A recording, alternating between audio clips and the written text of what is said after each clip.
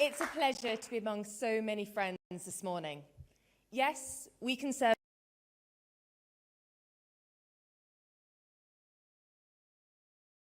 a successor to a 200-year tradition of Conservative leadership and service, an heir to Disraeli, to Macmillan and to Thatcher.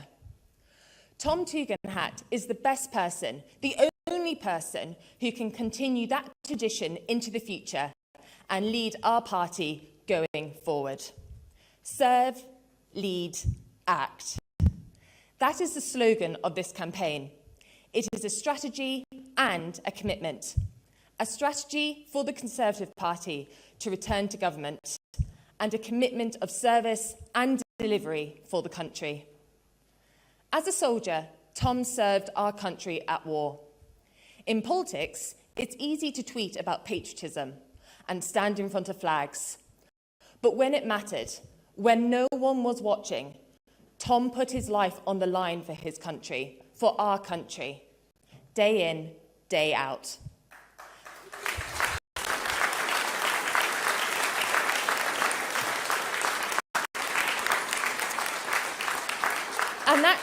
And that's because when he speaks about loving his country, he means it, and he will act on it. I won my seat from the SNP in July. I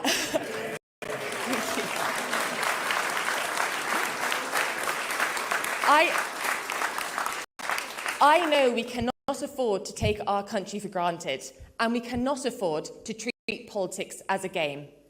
Tom never treats politics as a game, any more than he ever treated war as a game. Tom can unite our party, but more importantly, he can also unite our country. And then, in government, he can build a better future based on true Conservative principles.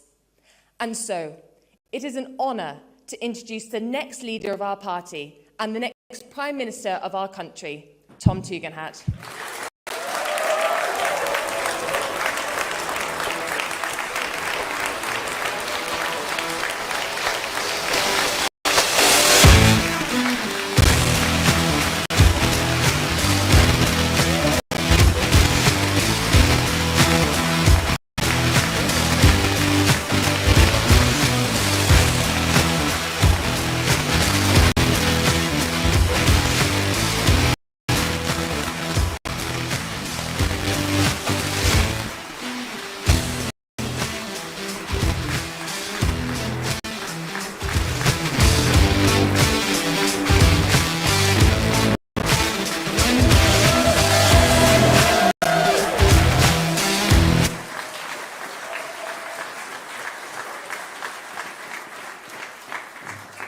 Good morning.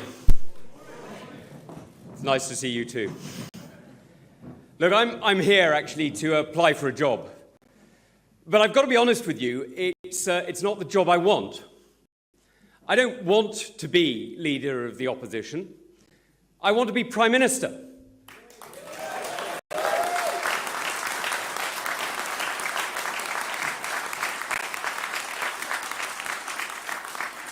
Because look, I don't want to oppose. I want to govern.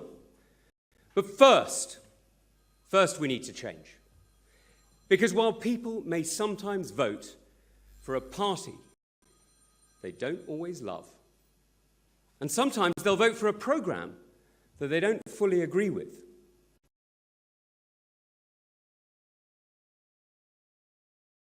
taking seriously.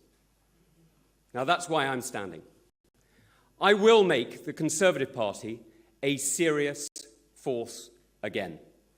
I will make us respected for our experience and our realism, admired for our integrity, acknowledged for our achievements, and given credit for seeing the errors that we may make and correcting them. Now, by doing that, I believe that I will lead our party back to power.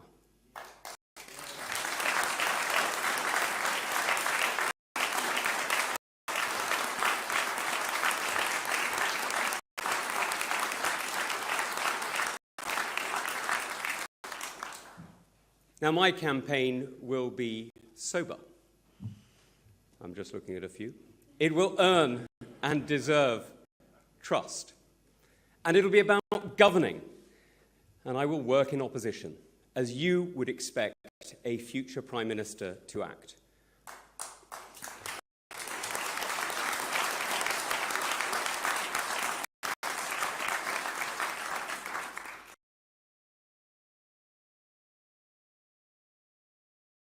Security, I didn't learn in Westminster, but in the army.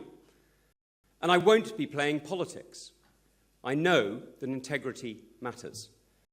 So I want to start with an apology. The Conservative Party owed you better. Politics is not a game. And we all know the cost when government isn't sober and serious.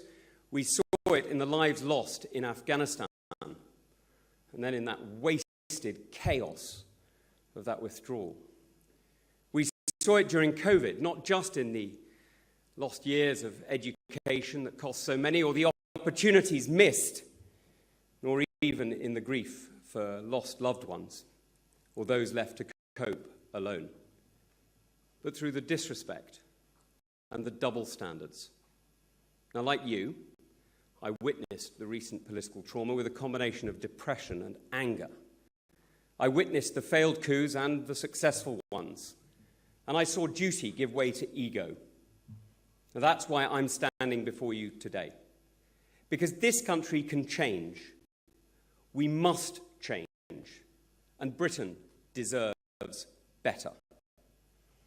Now, we need a different government, one that will serve our country with conviction and act for you, one that remembers the core duty of the state.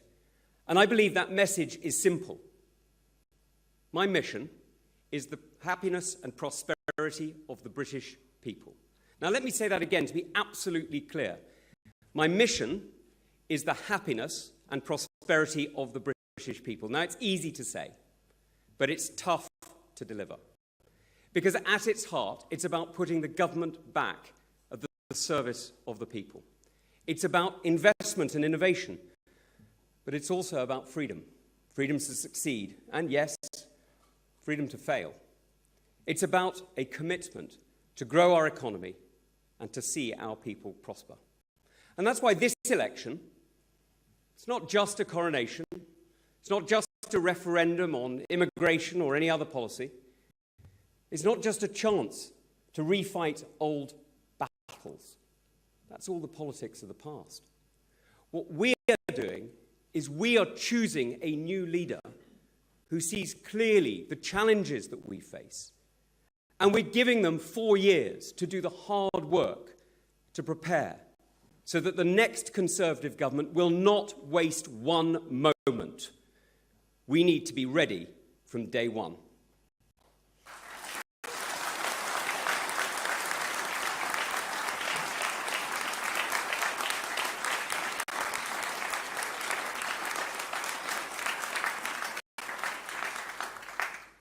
Now, the last great economic transformation that our country saw was in the 1980s.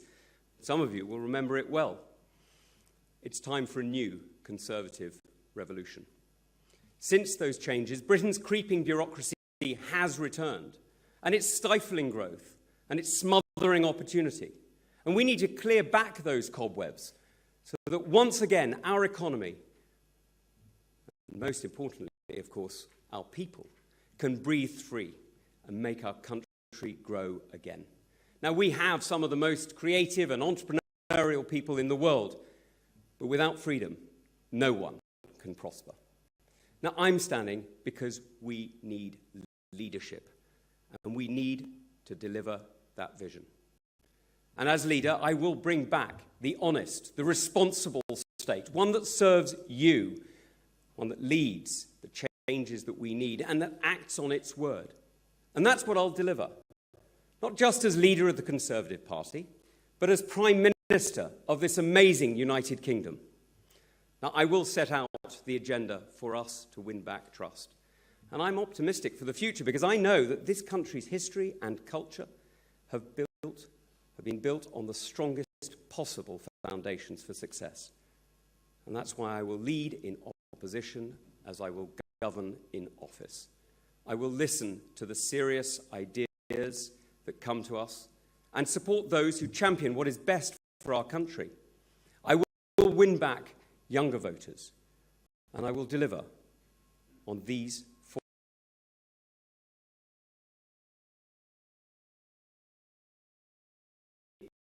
England, Scotland, Wales and Northern Ireland to see our shared economy grow.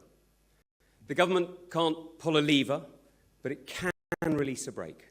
We can invest in infrastructure and recognise that what Ben Houchen has delivered in Teesside proves that Conservatives can deliver and can win across the United Kingdom. We know that the state has a role to create the environment for long-term investment, and that's what allows enterprise to take risks and to flourish. Because government doesn't create jobs. We all know that. But it can enable others to. And that's not just about planning. It's about everything, from lower energy costs and better transportation to infrastructure, education and transport. It's about recognising that talent is found across our country, but opportunity is not. This is about making sure that every part of our great United Kingdom has the respect and the commitment from our government to allow our people to succeed. It's about ensuring that this country has the right skills, the right grid connections and the right infrastructure. We are already a nation of entrepreneurs. Europe. And we also have more unicorns than my daughter has drawn on the walls of her bedroom.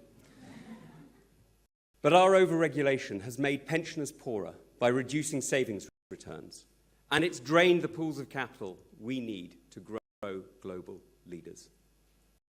Now, I'm going to draw lessons from Australia and Canada, where private savings and public investment have seen resilience and investment in infrastructure grow. And I will sunset the rules that are constraining smaller firms from innovating and competing. After all,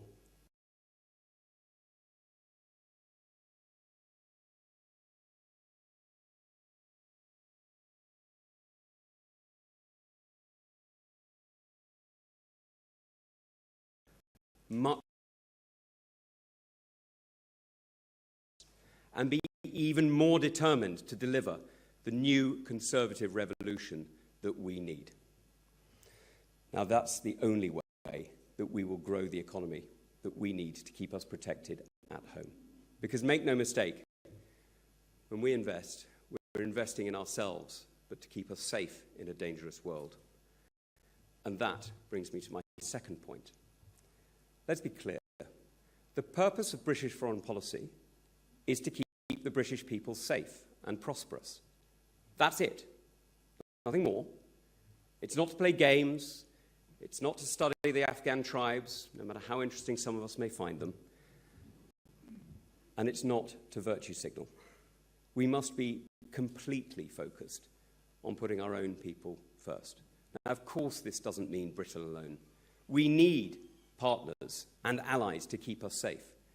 From NATO, Lancaster House, the Five Eyes Alliance, to the CPTPP and AUKUS, our partnerships protect us. And they all matter. Alongside our allies in Europe, we're supporting Ukraine. But that should never come second to our own interests. Now, no one else would do differently. So let's focus on what we really need. We need to use our own armed forces and intelligence services to go further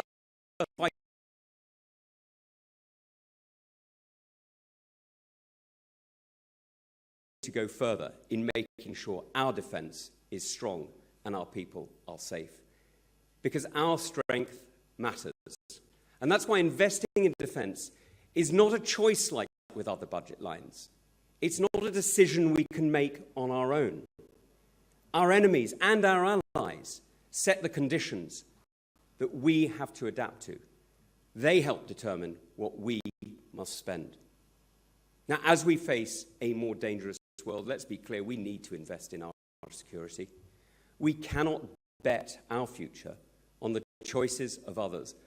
And let's be honest, we can't depend on the kindness of strangers. And that's why Labour's plans are so wrong.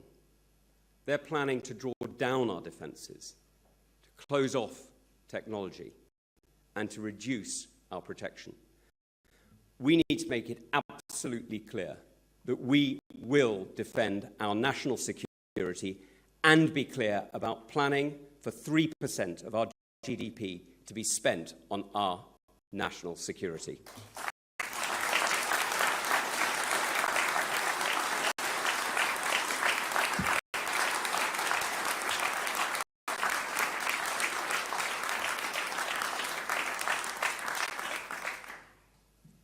Now, many years ago, many of you heard me warning about the danger that we're seeing change around the world.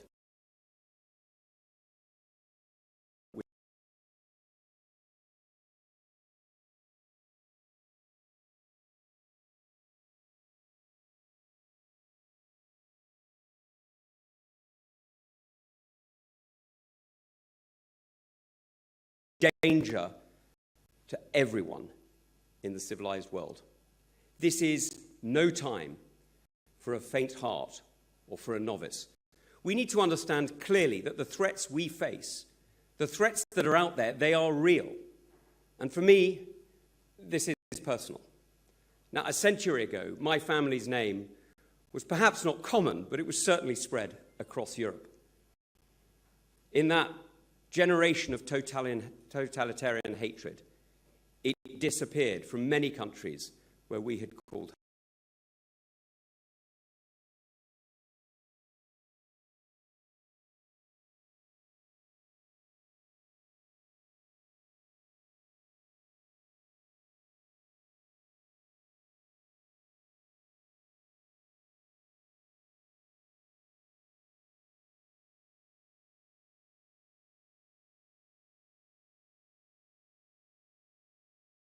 rethink many of our assumptions to rebuild our resilience. And that starts at home. And it brings me on to my third point. Migration matters. Our security challenges are all connected. From energy and food to the environment and migration, we must realize that we are actually making choices as we balance outcomes. And we've got to be honest with the British people about the decisions we're taking and the choices we're making. High levels of low-skilled migrants are a choice. We allowed businesses to underinvest in skills and to make up for it by hiring from abroad. We allowed a culture to develop that saw people opt out of work. And we started to change that in recent months, but let's be honest. Over earlier years, we issued the visas needed to make sure our economy could have the illusion of growth while avoiding the necessary work of fixing these core problems. Now, our country was left dependent on immigration to maintain our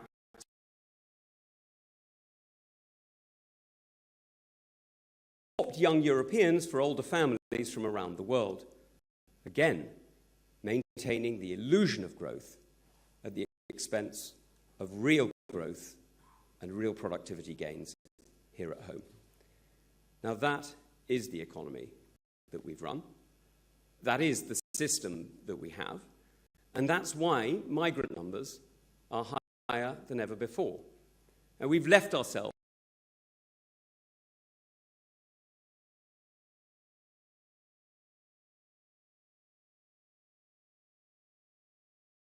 to this question, because we can only change the migration numbers and truly grow the economy that people feel the money they earn, the cash in their pocket, if we're serious and honest about the choices we need to make.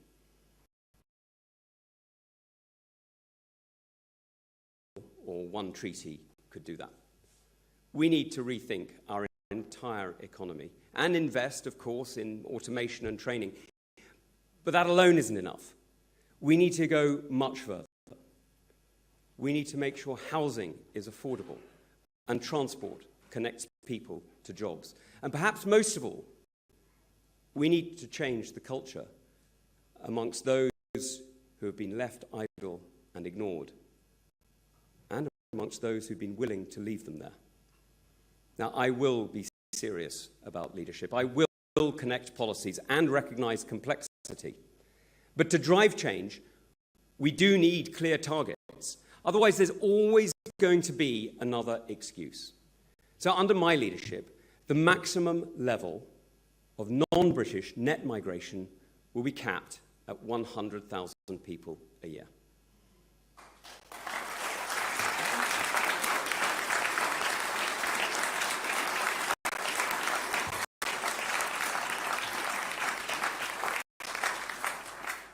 That will allow businesses to start planning for a different kind of economy and make sure that everyone understands long in advance, too long in advance, that the public sector cannot depend on other people's children to step in for our own. Now, we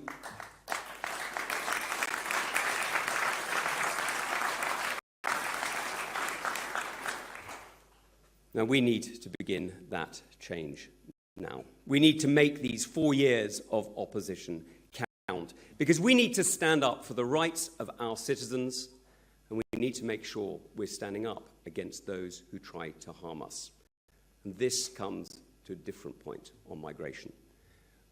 We need to be clear that citizenship comes with duties and obligations. Canberra understands this. Australia recently expelled migrants who committed serious crimes, and those who were naturalised citizens were stripped of that citizenship. Last week, Germany, a country that obeys many of the same rules as us, deported 28 serious criminals back to Afghanistan. Now, where there are obstacles to us doing the same, we must remove them. The British people should never have their rights trumped by the rights of criminals who have come to do them harm.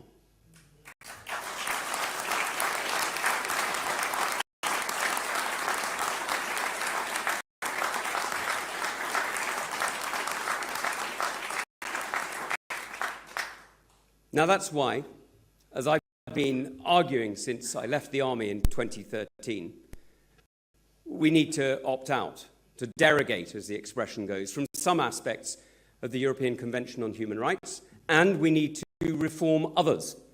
And if we can't achieve what we need to in a reasonable time frame, we need to be prepared. I am prepared to leave. I am absolutely serious about my commitment to our security. I can't deliver on my mission to achieve the happiness and prosperity of the British people if we're not safe at home and secure in our own country. And that's also what brings me to my last point. We need to invest in and we need to reform our public services. Now, many of you will know that I care very deeply about our security and our defence, and I also care about migration and the growing economy. But as a father, my immediate priority is my children, their education and their future.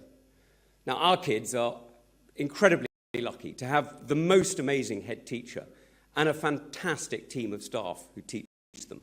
And as an economy, that team has been freed to do what they think is best for their students, for my kids, and we trust them to deliver. They're the professionals. They know what they're doing. And that's allowed them to innovate, and they've adapted to the needs of our community, to the needs of the families and the children in our school. But now Labour are saying they're going to end that freedom. They're saying that instead of learning from the best, from the free schools, from the academies here in England, they're going to be using, extraordinarily, the failed model of Welsh education under a Labour government to make the changes. Now, that's disastrous. It's not just disastrous for our children, it's disastrous for our future. And by making envy the centre point of his education policy, Keir Starmer is frankly promising that there is worse yet to come.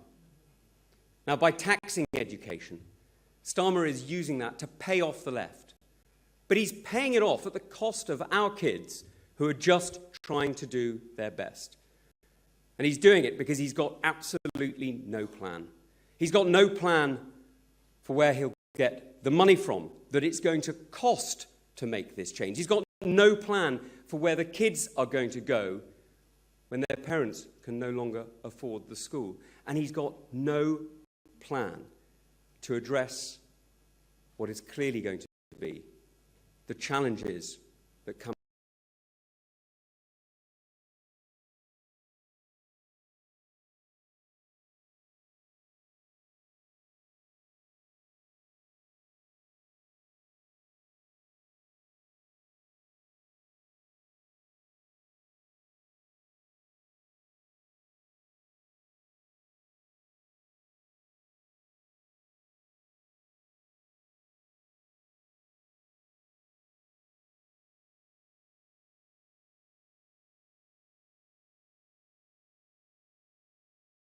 Children, to make sure they have a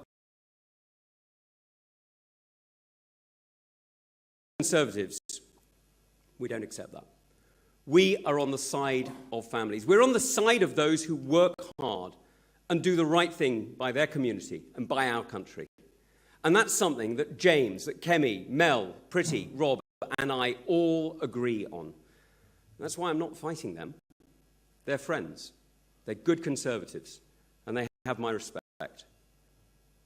I'm taking the fight to Keir Starmer.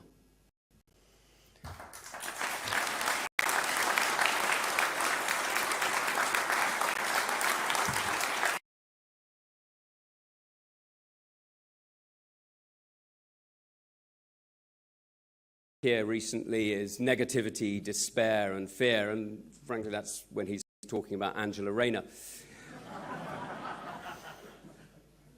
I hear about the country is just him talking Britain down because he has no idea how to build this great country up. And he's right when he says that there's a tough road ahead. That's because despite his massive majority, he's got absolutely no idea what he's doing. He doesn't even know what his MPs are doing. And after dropping Corbyn and reinventing himself as the heir to Blair or to Brown or to, well, anyone, frankly, Keir Starmer is now only concerned with paying off the promises that he made to achieve power. Now, not to the country, no, to his party.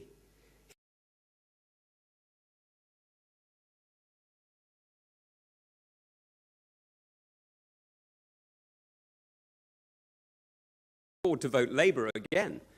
And it's no wonder he's preparing us for this bleak future, because he's already abandoned the country to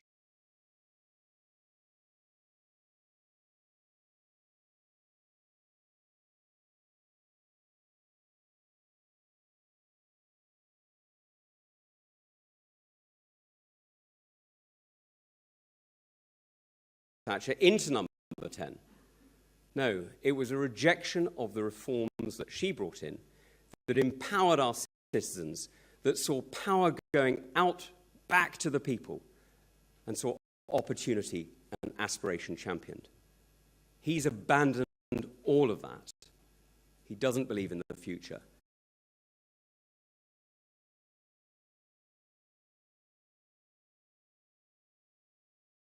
More than my friends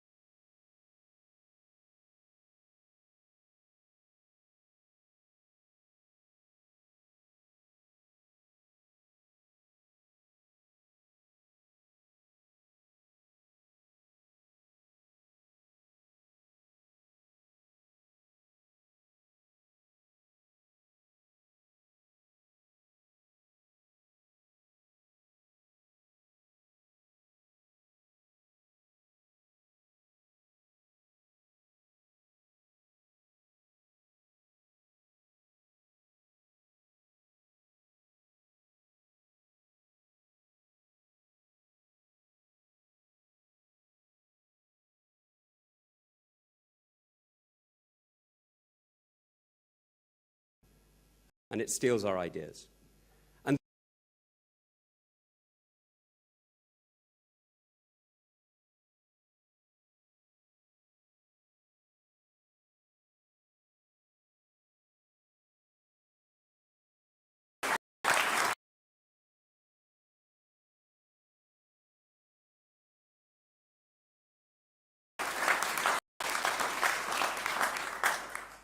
so let me be clear.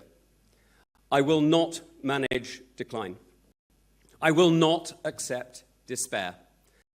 I will act to bring change, and as leader of the Conservative Party and Prime Minister, I will bring back a serious vision of a liberated economy and a connected Britain. I will draw lessons from Conservative leaders across the country and around the world, and I will deliver the Conservative revolution that we have for so long needed. Now, I will be serious, I will be honest and determined to make us stronger at home and abroad. And I will serve, I will lead, and I will act to make us better. I will work hard to regain your trust and to serve our great country, as I always have. And the best apology I can offer the past is the promise of better leadership and a better future. And that is what I will always do.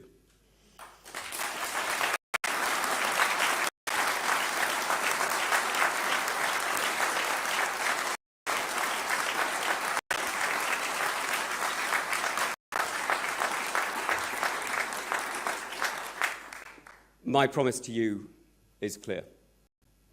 My mission is simple, and I will always act in the interests of my children and yours. Together, we can build a better Britain. Thank you.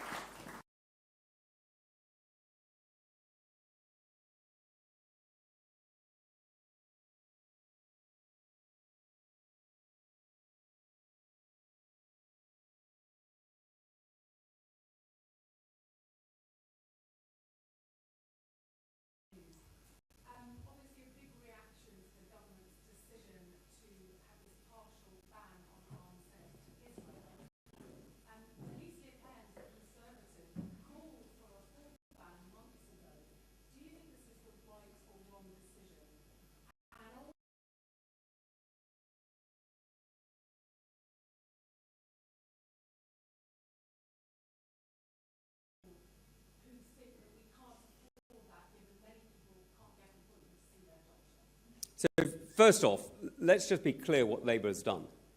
On the day that the Israeli government discovered the bodies of more hostages, on the day that they had to share that news of grief and torment with families, on the very day that we saw the real price of Hamas and the evil extremist violence that they brought not just to Israel but also to the Palestinian people, on that day, the British government decided that it was the right day to stand against Israel's right to defend itself. I mean, that's a remarkable decision. And it will be a decision that has been heard not just in Washington and Tel Aviv, but around the world. Because if we're not willing to stand by our allies when they are literally discovering the bodies of their murdered citizens, what is the point of an alliance? And that's why we need to spend on defence.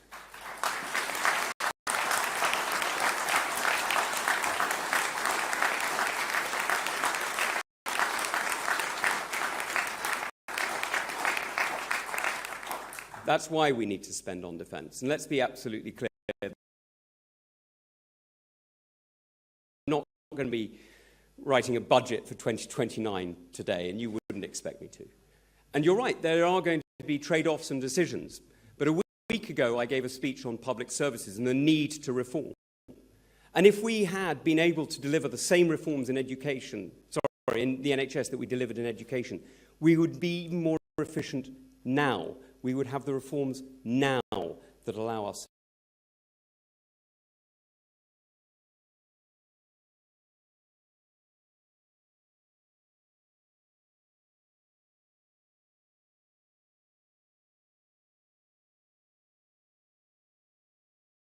That's what I'm going to spend 4 years working on, so that on the first day of my administration of the next Conservative government in 2029, let me be clear, my leadership will be offering the immediate solutions to the problems that we've had through the laws and the actions that we will take. And the team that I will build to deliver it will be one made up of Conservatives who understand that the message is clear. This is about the prosperity and the happiness of the British people, and it is a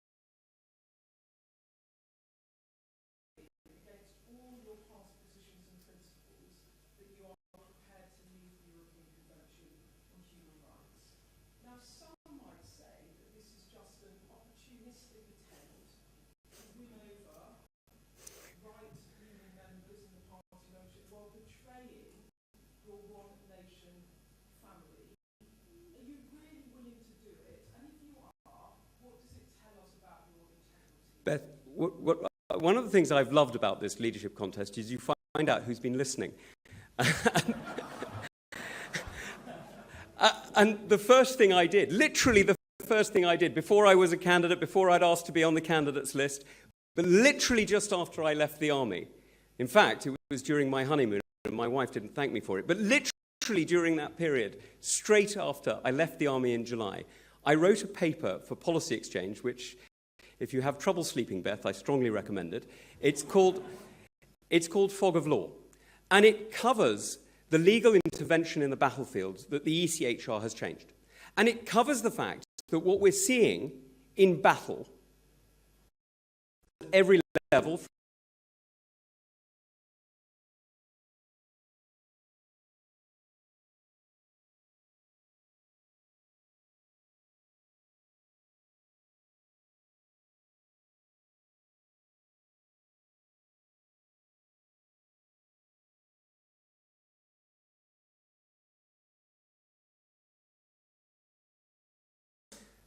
in times of war, and has done for operations overseas in Afghanistan. We didn't. Now, my point is clear. My point is that we need to use the powers that are within the ECHR to derogate and to change the application of the law as it applies to us, so that we can achieve the aim of keeping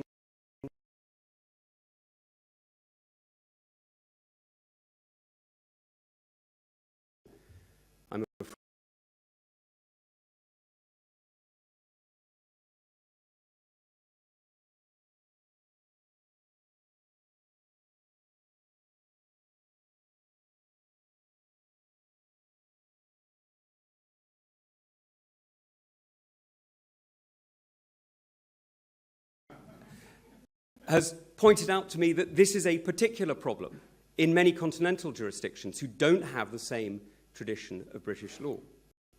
So we need to see that reform. But I'm also clear that if we really cannot get the derogations to work and the reforms to function, then for me the priority is clear. I will always do what it takes to keep the British people safe. I promised 25 years ago to serve the Queen and to protect our country. And it is a promise that I have never given up and that I will never, ever resile from.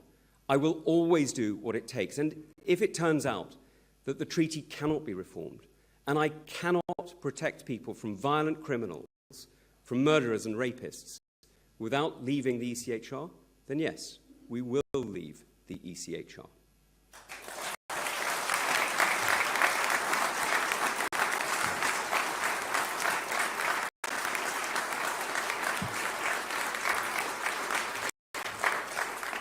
Ben. Sorry. Thank you. I think you're pitching yourself as something of a fresh start, but you backed Liz Truss in 2022. You served in the Supreme government until the end. The mistakes of the last few years were yours as well, wasn't it? Of course. What are the hard truths Tory party needs to hear about why it's such a worst piece of history? And are you the centrist candidate in this election? I'm the Conservative candidate, Ben.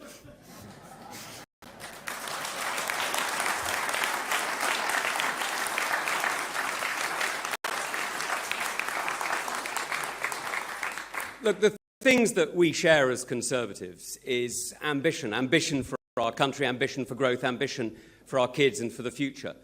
And we share the knowledge that freedom is an essential underpinning to the ambition to grow, to change our country and to liberate our people. It's absolutely fundamental. And, various people have expressed it in different ways, but not all of them have been able to deliver on their hopes. And I think we need to recognise that. We also need to recognise that, you're right. I did serve in both the last cabinets. And I served, as you may remember, Ben, I served in silence because unlike when I was chair of the Foreign Affairs Committee and my job was to have a voice, my job was to keep the King's secrets and to keep the country safe. So you didn't hear me speaking out on issues that were not my responsibility because I can tell you, those who were trying to kill us kept me busy enough already. So what I did was I focused on what my job was. I delivered on keeping Britain safe. I made sure we got the reforms in areas that I'm afraid I'm never going to talk about, and that we kept our people at the cutting edge of technology. That's what my job was. That's what I delivered, and that is what I will always do. I will always put the British people first.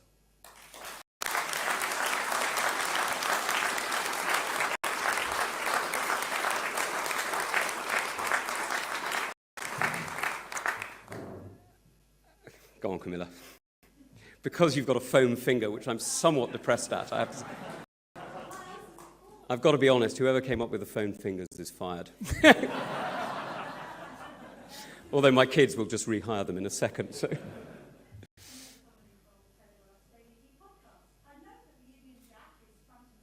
Yeah.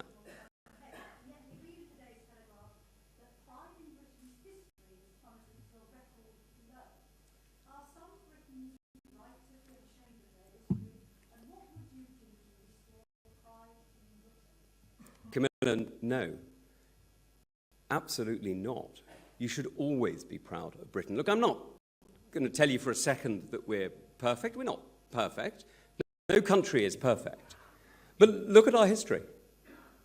Look at the first country to end slavery. Slavery carried on, by the way, in countries like Mauritania right up until the late 70s, the early 80s. Slavery continues, sadly, across the world in different ways. We fought slavery at a time when nobody else was willing to do so. We liberated people, we gave votes to people, and we created a parliamentary democracy in this country at a time when dictators, monarchs, were ruling absolutely. And we changed the opportunity for millions and millions of people, not just in this country, but around the world. Look at the reforms that we achieved through insurance and law. Look at the ability we gave to people to share risk and to prosper. Look at the changes that we built into a world that made us more connected, more prosperous, more free than we have ever been. The last 80 or so years have really been the British century. I know the Americans will claim it, but they're wrong.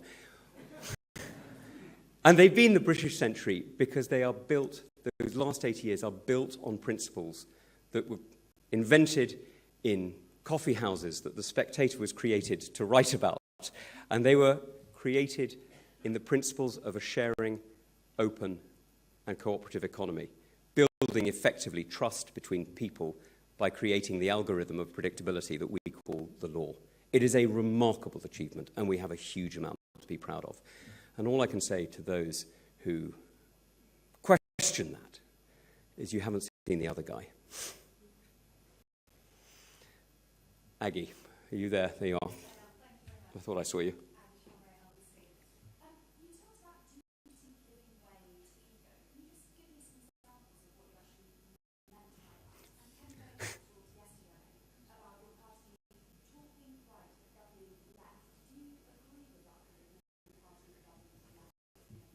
So look, I think Kemi is one of the best communicators in our party, and I love hearing her speak. I think she's great, and she's a really, really good friend. So you're never going to hear me being critical of her. I think she's a fantastic asset to the Conservative Party, and I'm proud that she's sitting on the green benches alongside us.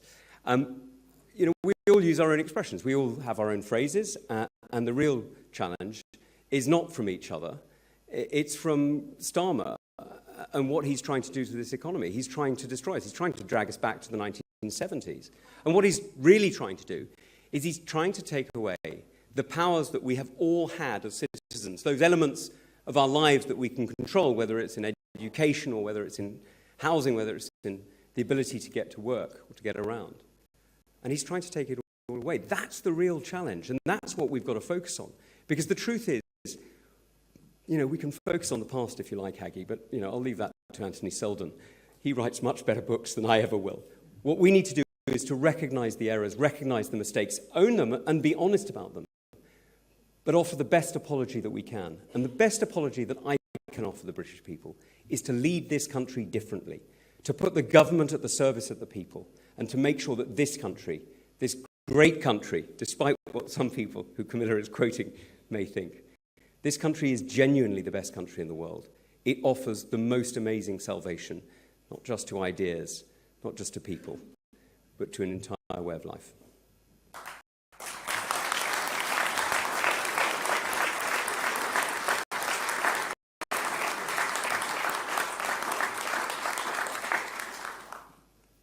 Ryan, where are you? There you are. Thanks, mate.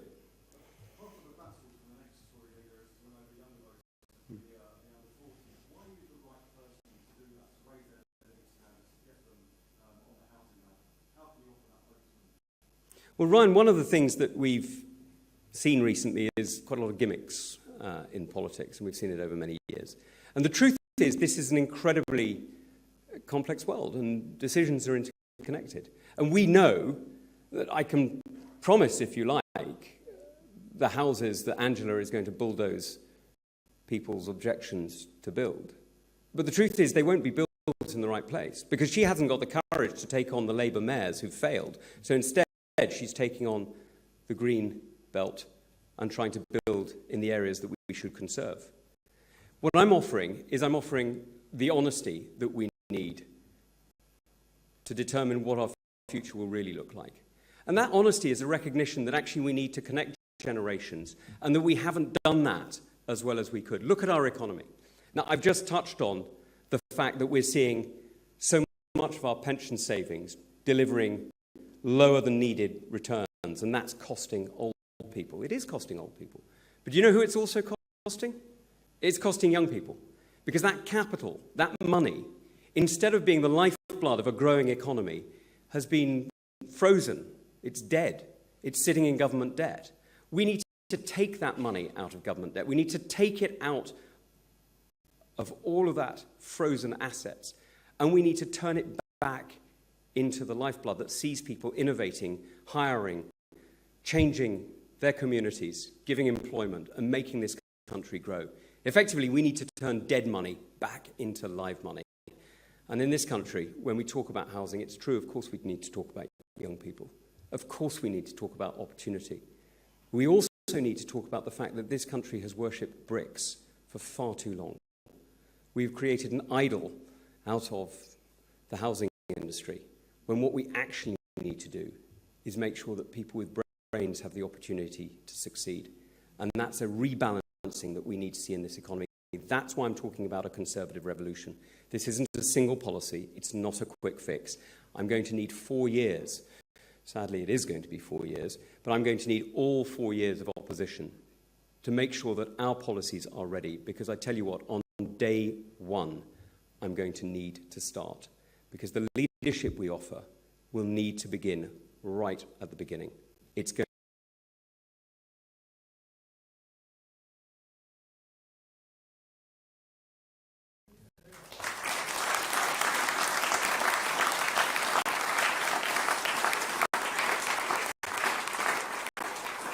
Sam, go for it.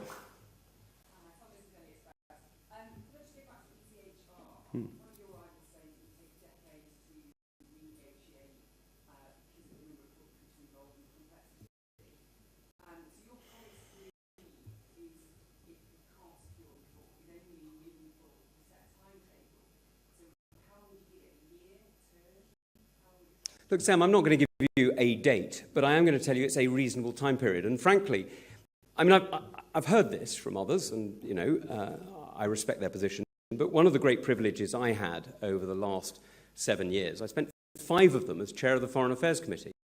And that means I've got quite a few friends in foreign capitals. And I've been speaking to them over recent years, and some of them are now in government, and some of them are now in opposition, some of them are chairing committees, some of them are doing other things. But what is clear is what I am talking about, the kind of reforms that I'm sharing, are Germany. Look at Germany.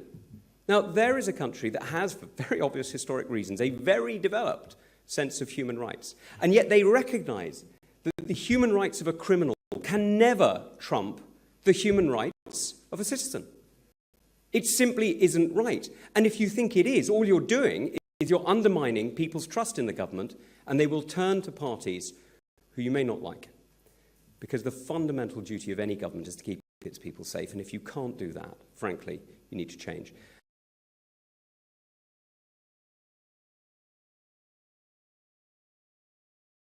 But I've been making it for 11 years. But actually, it's not even my argument. It's an argument that we've heard for 2,000 years. It's a very simple argument. It's that the Sabbath is made for man, not man for the Sabbath. And the entire purpose of international treaties is to keep British people safe, not for us to worship international treaties. And if those treaties are not delivering that security, then we should do 3 things. The first is we should get out of the clauses that don't help.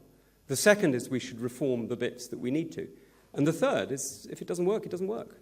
And we need to face the fact that people of integrity, of dignity, people who we should deeply respect, people like Douglas Maxwell Fyfe, the later Conservative Attorney General, who was instrumental to bringing justice to the Nuremberg war trials and who then was key to drafting the European Convention.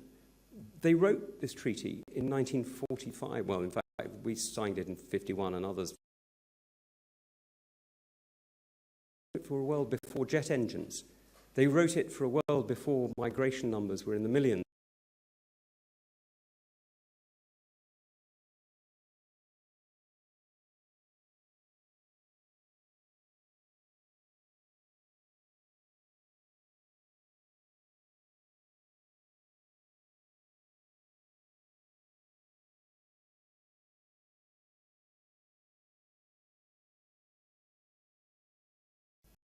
What I'm saying is that when they don't work, we need to look hard at what we need to change, and if necessary, we need to leave.